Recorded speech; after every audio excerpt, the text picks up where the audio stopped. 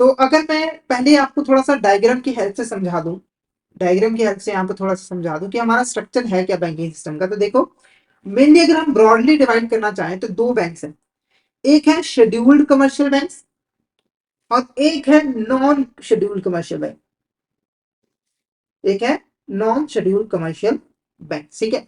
Scheduled commercial bank ऐसी banks होती है जो कि आरबीआई के सेकंड शेड्यूल के अंदर जो है वो इंक्लूडेड होती है। नॉन शेड्यूल्ड कमर्शियल बैंक ऐसी बैंक होती है जो कि आरबीआई के सेकंड शेड्यूल के अंदर इंक्लूडेड नहीं होती, ठीक है।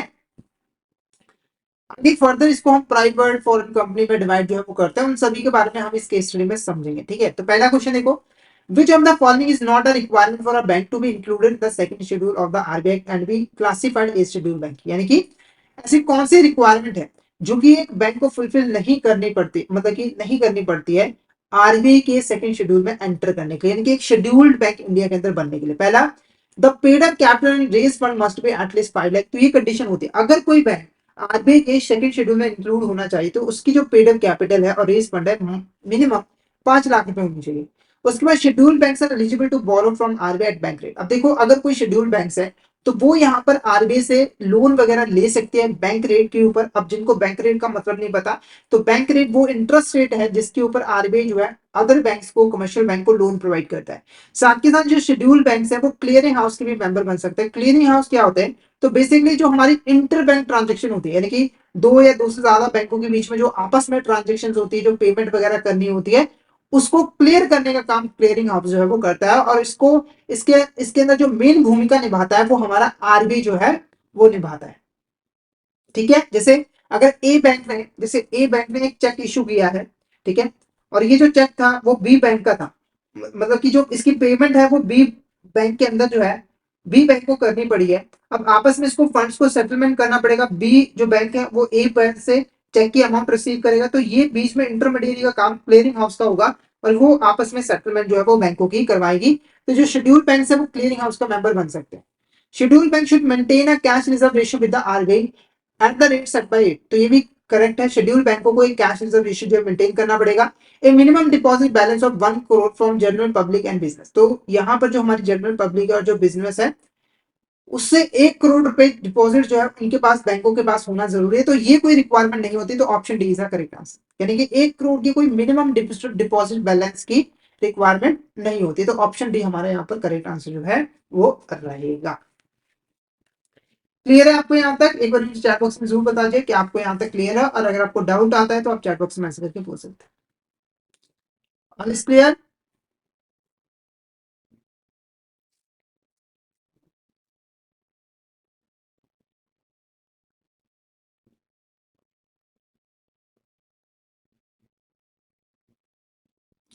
नेक्स्ट क्वेश्चन की बात करें, dash are not eligible borrow from RBI and become members of clearing house. ठीक है, तो कौन सी ऐसी बैंक है जो कि यहाँ पर आरबीआई से फंड्स बोरो नहीं कर सकती है बैंक रेट के ऊपर और क्लियरिंग हाउस के मेंबर भी नहीं बन सकते? पहला, scheduled bank, non scheduled bank, commercial bank या फिर नन ऑफ द। तो क्या होगा इसका करेक्ट आंसर?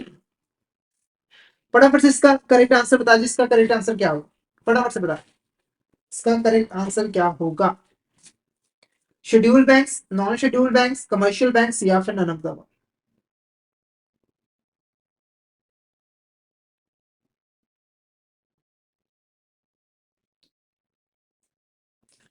तो इसका जो करेक्ट आंसर रहेगा वो रहेगा non scheduled bank is the correct answer. Non scheduled bank is the correct answer. Next question देखो, scheduled banks are those included in the second schedule of the Reserve Bank of India act 1934। Scheduled commercial banks include. ठीक है, तो देखो scheduled जो banks हैं वो RBI की second schedule के अंदर इंक्लूडेड होते हैं। तो इसमें से कौन सी ऐसी बैंक है जो कि शेड्यूल्ड कमर्शियल बैंक के अंदर आती है? Public sector bank, private sector bank, foreign bank या फिर ऑल ऑफ द। क्या होगा इसका करेक्ट आंसर? क्या होगा इसका करेक्ट आंसर? इसमें से कौन सी ऐसी बैंक है जो कि शेड्यूल्ड कमर्शियल बैंक्स के अंदर जो है वो आती है? Public sector bank, private sector bank, foreign bank या फिर ऑल ऑफ द। तो इसका जो करेक्ट आंसर रहेगा वो रहेगा ऑल ऑफ द। ये सारे के सारे बैंक हमारे शेड्यूल्ड कमर्शियल बैंक में आते हैं। पहले बात करते हैं पब्लिक सेक्टर बैंक की। तो पब्लिक सेक्टर बैंक हमारे गवर्नमेंट बैंक होते हैं, यानी कि इनके ऊपर जो ऑनरशिप होती है वो हमारी गवर्नमेंट की होती है, ठीक है। उसके बाद प्राइवेट सेक्टर बैंक, तो ये भी प्राइवेट सेक्टर बैंक ऐसे बैंक होते हैं जिनके ऊपर ऑनर जो है वो प्राइवेट सेक्टर की होती है, यानी कि प्राइवेट इंडिविजुअल्स की होती है। फॉरेन बैंक ऐसे बैंक होते हैं जो कि इनकॉर्पोरेट तो इंडिया के बाहर हुए होते हैं, पर वो इंडिया के अंदर बैंकिंग फंक्शन जो है वो परफॉर्म कर रहे होते हैं। ठीक है, तो ऑल ऑफ द ऑल ये तीनों की तीनों शेड्यूल कमर्शियल बैंक के अंदर जो है वो आ जाती है। नेक्स्ट क्वेश्चन की बात करें, which of the holds ownership of public sector bank. तो हमारे जो पब्लिक सेक्टर बैंक्स होते हैं उनके ऊपर ऑनरशिप किसकी होती है? Government of India, state bank of India, reserve Bank of India, या फिर government of India, reserve Bank of India, both. तो फटाफट से यहाँ पर इसका आंसर बताते हैं, हमारे जो पब्लिक सेक्टर बैंक्स होते हैं उनके ऊपर ऑनरशिप किसकी होती है? फटाफट से बता दीजिए, फटाफट से बता दीजिए इसका करेक्ट आंसर क्या लग रहा है। तो इसका जो करेक्ट आंसर है वो है गवर्नमेंट ऑफ इंडिया। तो जो पब्लिक सेक्टर बैंक होते हैं उनके ऊपर ऑनरशिप होती है गवर्नमेंट ऑफ इंडिया। और एक एग्जांपल जो अगर हम पब्लिक सेक्टर बैंक की, तो वो है हमारी स्टेट बैंक ऑफ इंडिया, जो कि हमारे देश की सबसे बड़ी पब्लिक सेक्टर बैंक है। नेक्स्ट क्वेश्चन की बात करें, dash bank focused almost entirely on foreign trade and foreign exchange business where therefore commonly referred to as exchange bank. देखो ऐसे बैंक जो कि यहाँ पर अपना सारा का सारा जो फोकस है वो फॉरेन ट्रेड पे रखते हैं, फॉरेन एक्सचेंज पे रखते हैं, यानी कि उससे से रिलेटेड बैंकिंग सर्विसेज जो है वो प्रोवाइड करते हैं। इसीलिए कई बार हम उसको एक्सचेंज बैंक के नाम से भी जानते हैं। तो कौन सी बैंक है? पब्लिक सेक्टर बैंक है ये, प्राइवेट सेक्टर बैंक है, फॉरेन बैंक है, या फिर ऑल ऑफ द? तो क्या होगा इसका करेक्ट आंसर? क्या होगा इसका करेक्ट आंसर? फटाफट से इसका करेक्ट आंसर बता दीजिए, इसका करेक्ट आंसर आपको क्या लग रहा है? तो इसका जो करेक्ट आंसर है वो है option C, foreign bank is the correct answer. Foreign bank is the correct answer. Next question देखो, which of this guidance is correct for setting up private sector bank. ठीक है, तो अगर आप कोई प्राइवेट सेक्टर बैंक सेटअप करना चाहते हैं तो कौन सी गाइडेंस यहाँ पर करेक्ट है? पहला, initial minimum paid up capital is 500 crore, यानी कि आपकी जो initial minimum paid up capital है वो 500 करोड़ होनी चाहिए, तो ये बिल्कुल करेक्ट है। The bank should maintain a minimum net worth of 5 crore at all time, यानी कि बैंक की जो मिनिमम नेट वर्थ है वो ऑल टाइम्स 500 करोड़ जो है वो होनी चाहिए, यानी कि कभी भी 500 करोड़ से कम नहीं होनी चाहिए, तो ये भी बिल्कुल करेक्ट है। अब नेट वर्थ क्या है? तो कंपनी की जो टोटल एसेट्स है उसमें से जो हम लाइबिलिटीज होते हैं उसको जब माइनस कर देते हैं तो बाकी का जो अमाउंट होता है वो हमारा नेट वर्थ होता है। ठीक है, resident individual having 10 years experience in banking and finance, तो जो रेजिडेंट इंडिविजुअल है उसका कम से कम 10 साल का एक्सपीरियंस होना चाहिए बैंकिंग और फाइनेंस के अंदर, ताकि वो अच्छे तरीके से बैंक को स्टैब्लिश करके चला सके। Large industrial houses are eligible to set up bank, तो ये जो कंडीशन है वो गलत है। जो लार्ज इंडस्ट्रियल हाउसेज है, जैसे कि मान के चलिए कोई बड़ा बहुत बड़ा इंडस्ट्री का मालिक है, तो वो बैंक सेटअप नहीं कर सकता, हालांकि उसके अंदर 10% तक की इन्वेस्टमेंट जो है वो कर सकता है। ठीक है, यानी कि अगर मान के चलिए एक्सपायर्ड कंपनी है जो कि यहाँ पर मैन्युफैक्चरिंग का काम करती है, तो वो अपना बैंक यहाँ पर ओपन नहीं कर सकती, हालांकि 10% वो ओपन 10% इन्वेस्ट जो है वो कर सकती है। तो इसका जो करेक्ट आंसर रहेगा वो रहेगा ऑप्शन है, पहली तीन स्टेटमेंट जो है बिल्कुल करेक्ट है, कि पेड अप कैपिटल 500 करोड़ होनी चाहिए, मिनिमम नेटवर्थ 500 करोड़ हर हमेशा होनी चाहिए, और जो इंडिविजुअल ओपन कर रहा है, ओपन करना चाहता है बैंक को, उसके बाद कम से कम 10 सालों का एक्सपीरियंस जो है वो होना चाहिए। नेक्स्ट क्वेश्चन की बात करते हैं, नेक्स्ट क्वेश्चन की बात करते हैं, विच of this statement is correct regarding the regional rural bank. इसमें से कौन सी स्टेटमेंट है जो कि करेक्ट है रीजनल रूरल बैंक के रिगार्डिंग? रीजनल रूरल बैंक एक पर्टिकुलर रीजन को बैंकिंग सर्विसेज प्रोवाइड करने के लिए बनाए गए थे। पर्टिकुलर रीजन क्या है? कोई रूरल एरिया हो गया, ठीक है, ताकि जहां पर बैंकिंग सर्विसेज अभी तक नहीं पहुंच पाई है वहां पर भी हम बैंकिंग सर्विसेज को जो है वो पहुंचा सके। तो कौन सी स्टेटमेंट करेगा? Regional rural bank were established in year 1975 based on the recommendation of Narasimha committee. तो जो रीजनल रूरल बैंक है उसको 1975 में जो है वो बनाया गया था, और नरसिम्हा कमेटी की रिकमेंडेशन के ऊपर जो है वो बनाया गया था। तो ये स्टेटमेंट बिल्कुल करेक्ट है। Regional rural bank act 1976 provides for incorporation and regulation of regional rural bank. तो ये भी बिल्कुल करेक्ट है कि अगर आप रीजनल रूरल बैंक को स्टैब्लिश करना चाहते हैं तो उससे रीजनल रूरल बैंक्स एक्ट 1976 के अंदर जो है इनकॉर्पोरेट करवाना पड़ेगा, और उसकी जो रेगुलेशन है वो भी उस एक्ट के द्वारा ही की जाती है। Regional rural bank provide credit for the purpose of development of agriculture, trade, commerce, industry and other productive activities in rural areas। तो ये भी हमारा बिल्कुल करेक्ट है। तो ये तीनों के तीनों स्टेटमेंट यहाँ पर अच्छे तरीके से डिफाइन करें रीजनल रूरल बैंक और उसके फंक्शंस को, तो option D is are correct answer. Next question की बात करते हैं। नेक्स्ट क्वेश्चन देखो, differentiated banks are banking institutions that are licensed by RBI to provide specific banking services and product। which of these are type of differentiated bank? ठीक है, differentiated bank यहाँ पर क्या होती है? तो ऐसी बैंकिंग इंस्टीट्यूशंस जिनको आरबीआई ने लाइसेंस दिया है कुछ स्पेसिफिक बैंकिंग सर्विसेज और प्रोडक्ट जो है वो ऑफर करने के लिए। तो इसमें से कौन सी हमारी यहाँ पर टाइप है डिफरेंशिएटेड बैंक की? Payment bank, small finance bank, open bank, या फिर बोथ एएनबी। तो क्या होगा इसका करेक्ट आंसर? फटाफट से चार क्वेश्चन बताइए, इसका करेक्ट आंसर आपको क्या लग रहा है? वो कौन सी बैंक्स हैं?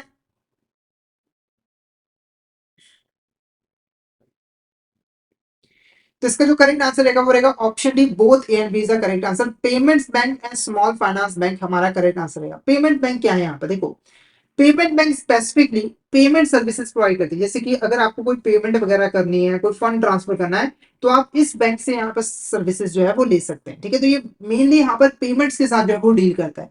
स्मॉल फाइनेंस बैंक जो है वो स्मॉल फाइनेंस प्रोवाइड का काम करता है, यानी कि स्मॉल अमाउंट में लोन प्रोवाइड करता है। जैसे कि स्मॉल बिजनेसमैन को, स्मॉल अमाउंट में इंडिविजुअल्स को, है ना, इन सभी को स्मॉल अमाउंट में लोन जो है वो प्रोवाइड करने का काम जो है वो करता है। ये स्पेशलाइज यहाँ पर बैंक है। उसके बाद देखो, a small size financial entity where its member are the owner and customer of the bank, यानी कि एक ऐसा बैंक जहां पर उसके जो ऑनर्स हैं वही उस बैंक के कस्टमर भी होते हैं। Local area bank, regional rural bank, differentiated bank या फिर कोऑपरेटिव बैंक। तो क्या लग रहा है आपको, कौन सा ऐसा बैंक है जहां पर उसके जो ऑनर्स हैं वही उस बैंक के कस्टमर भी होते हैं? Local area bank, regional rural bank, differentiated bank या फिर कोऑपरेटिव बैंक। तो क्या होगा इसका करेक्ट आंसर? तो इसका जो करेक्ट आंसर है वो है कोऑपरेटिव बैंक। इसको एक एग्जांपल के साथ अगर मैं समझाना चाहूँ, तो मान के चलिए यहाँ पर एक विलेज है, एक यहाँ पर विलेज है जिसे यहाँ पर बैंकिंग सर्विसेज चाहिए। पर क्या हुआ कि विलेज में कोई भी बैंक की ब्रांच यहाँ पर ओपन ही नहीं है, जिसकी वजह से विलेज के लोगों को बैंकिंग सर्विसेज नहीं मिल पा रही। तो विलेज के मान के चलो 100 लोगों ने मिलकर एक यहाँ पर एंटिटी बनाई है। क्या बनाई है? एंटिटी बनाई है। और इसका काम क्या है कि इन 100 लोगों में से जिनके पास एक्सेस में फंड पड़ा हुआ है, यानी कि एक्सेस में जो सेविंग्स है, उनको डिपॉजिट के फॉर्म में एक्सेप्ट करना। ठीक है, फिर उस डिपॉजिट को उन लोगों को दे देना जिनको यहाँ पर लोन्स की जरूरत है। जैसे मान के चलो 50 लोग ऐसे थे जिनके पास एक्सेस में फंड था, तो उनसे फंड इकट्ठा किया। 50 लोग ऐसे थे जिनको लोन्स की जरूरत थी, तो उसने 50 लोगों को लोन यहाँ पर दे दिया है। तो ये बेसिकली हमारी एक बैंक कहलाई। और कौन सी बैंक कहलाई? कोऑपरेटिव बैंक कहलाई। और यहाँ पर आप देखोगे कि इसके जो ऑनर्स हैं वही बेसिकली इसके कस्टमर भी है, क्योंकि इन 100 लोगों ने ही इसको यहाँ पर स्टैब्लिश किया है और वही यहाँ पर बैंकिंग सर्विसेज जो है इससे ले रहे हैं। तो ये हमारा कोऑपरेटिव बैंक जो है वो कहलाता है। अब ये जो कोऑपरेटिव बैंक है वो दूसरों बैंकों के साथ जो है डीलिंग कर सकता है और उनसे भी बैंकिंग सर्विसेज जो है अपने कस्टमर के लिए ले सकता है। क्लियर है? नेक्स्ट क्वेश्चन की बात करें, एक cooperative bank is a small size financial entity where its members are the owners and customer of the bank. Cooperative bank is regulated by and the registered under. तो देखो, cooperative bank को हमारे देश के अंदर रेगुलेट कौन करता है और वो किसके अंदर रजिस्टर्ड होती है? दो इंपॉर्टेंट चीजें हैं जो इसके बारे में आपको पता होना चाहिए अगर आप कोऑपरेटिव बैंक से रिलेटेड किसी भी क्वेश्चन को सॉल्व करना चाहते हो। तो पहला देखो क्या है, Reserve Bank of India banking regulation act, मतलब Reserve Bank of India regulate करता है और बैंकिंग रेगुलेशन एक्ट 1949 के अंदर रजिस्टर होना पड़ता है। Reserve Bank of India regulate करता है state cooperative bank, state cooperative society act 1955 के अंदर रजिस्ट्रेशन करवानी पड़ती है। या फिर state cooperative bank societies act के अंदर यहाँ पर वही यहाँ पर रेगुलेट भी करता है और रजिस्ट्रेशन भी होती है, या फिर नन ऑफ द अबव। तो क्या होगा इसका करेक्ट आंसर? तो इसका जो करेक्ट आंसर है वो है ऑप्शन बी। ठीक है, तो हमारे देश के अंदर जो कोऑपरेटिव सोसाइटीज एक्ट है उनको, सॉरी, कोऑपरेटिव ऑपरेटिव बैंक है उनको रिजर्व बैंक ऑफ इंडिया के अंदर, मतलब रिजर्व बैंक ऑफ इंडिया जो है वो रेगुलेट करता है और स्टेट कोऑपरेटिव सोसाइटी एक्ट 1950 के अंदर, 1955 के अंदर रजिस्ट्रेशन करवानी पड़ती है। नेक्स्ट क्वेश्चन देखो, dash banks are not regulated by RBI. ठीक है, ऐसी कौन सी बैंक है जो कि यहाँ पर आरबीआई के द्वारा रेगुलेट नहीं की जाती है? पहला है नियो बैंक्स, दूसरा है डिजिटल बैंक्स, तीसरा है कोऑपरेटिव बैंक्स या फिर बोथ है। तो फटाफट से मुझे यहाँ पर बता दे, ऐसी कौन सी बैंक है जो कि यहाँ पर आरबीआई के द्वारा रेगुलेट नहीं की जाती है? New bank, digital bank, cooperative bank या फिर बोथ है? क्या होगा इसका करेक्ट आंसर? फटाफट से चैट बॉक्स में बताइए इसका करेक्ट आंसर आपको क्या लगे।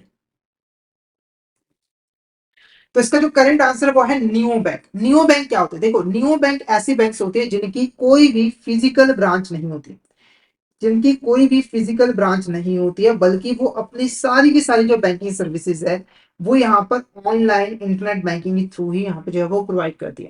अब आप सोचोगे कि अगर कस्टमर को अकाउंट ओपन करवाना है तो वो कैसे यहाँ पे जो है वो करवाएगी? तो देखो, हमारी ये जो न्यू बैंक्स है वो इंडिपेंडेंटली ऑपरेट नहीं करती है, बल्कि ये जो रेगुलर बैंक्स हैं उनके साथ टाई अप करके जो है बैंकिंग सर्विसेज प्रोवाइड करती है, यानी कि वो बैंकों के कस्टमर को ही बैंकिंग सर्विसेज जो है वो प्रोवाइड करती है।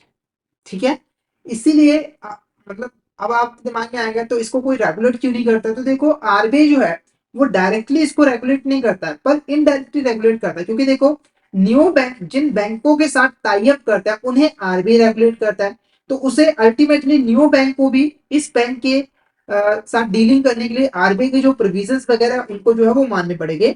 तो इनडायरेक्टली जो है वो आरबीआई न्यू बैंक्स को भी रेगुलेट करने का जो है वो काम करता है। क्लियर है आपको यहाँ तक? एक बार मुझे चैट बॉक्स में यहाँ पर जरूर बता दीजिएगा क्या आपको यहाँ तक क्लियर है। तो यहाँ पर आज का जो हमारा टॉपिक है वो बेसिकली ऊपर होता है। तो हमने बैंकिंग स्ट्रक्चर के भी बारे में यहाँ पे जो है वो पढ़ लिया है।